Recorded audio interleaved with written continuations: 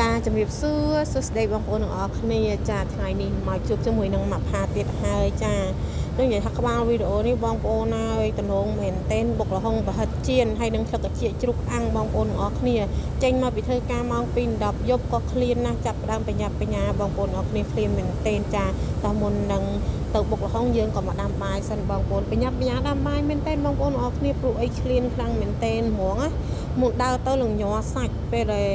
ញ័រសាច់ញ័រដៃអញ្ចឹងបងប្អូនមានបងប្អូនណាខ្លះឃ្លានដូចខ្ញុំហ្មងខ្ញុំឃើញខ្ញុំឃ្លានខ្លាំងពេកគឺញ័រដៃញ័រអីអស់ហើយចាថ្ងៃហ្នឹងគឺមកថាអត់ចិនតើធ្វើម្ហូបទេបងប្អូនអង្គុយធ្វើម្ហូបម្ដងបងប្អូនទាំងអស់គ្នាពីព្រោះដោយសារតែថ្ងៃហ្នឹង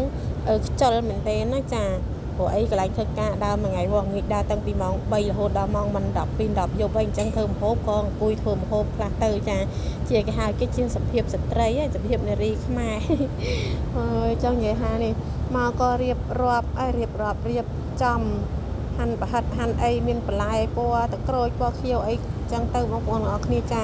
ក្នុងមួយខែបងប្អូនទាំងអស់គ្នាទិញម្ហូបទិញបន្លែដាក់ក្នុងទូទឹកកកម្ដងឥឡូវនេះមកថ្ងៃទី11 12ហើយបងប្អូនទាំងអស់គ្នាក៏ចិត្តអស់ហើយចាមុំតានេះហ្នឹងបងប្អូនទាំងអស់គ្នាមុំតានិយាយចេញបានមកវីដេអូហ្នឹងមិនបាច់ទេហើយនេះបងប្អូនដោយសារតែឃ្លានខ្លាំងពេកមិនហ៊ានបុកនឹងខំទេបងប្អូនហើយសិតតែដាក់នៅលើកំភ្លើងបុកដោយសារតែចង់ហូបបុករហុងខ្លាំងពេកអញ្ចឹងណាព្រោះយើងនៅអាគារ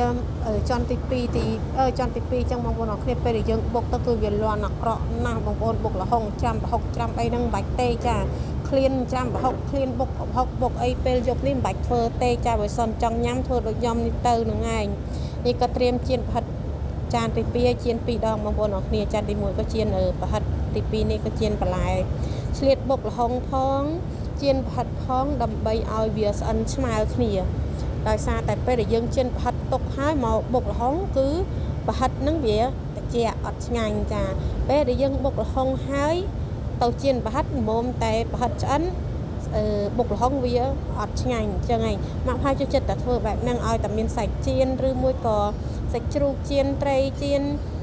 ស្អីក៏ដោយឲ្យតែជៀនហូបជាមួយបុកល្ហុងបងប្អូនអរគ្នាគឺខ្ញុំសុខចិត្តហត់ធ្វើព្រមគ្នាបែបនេះងាកស្វែងងាកស្ដាំធ្វើដើម្បីឲ្យវាស្អិនតន់គ្នាអញ្ចឹងណាបងប្អូនអរគ្នាចាអញ្ចឹងទៅមកផាក៏ត្រៀមមកបុកគ្រឿងបុកអីហើយក៏មិនចាំល្ហុង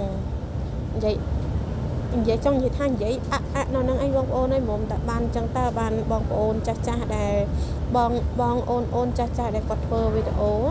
មុំតែបានមកវីដេអូមួយគឺវេទនាណាបងអូនអើយចាបញ្ចូលសលេងក៏ពិបាកវេទនាដែរមុំតែបាន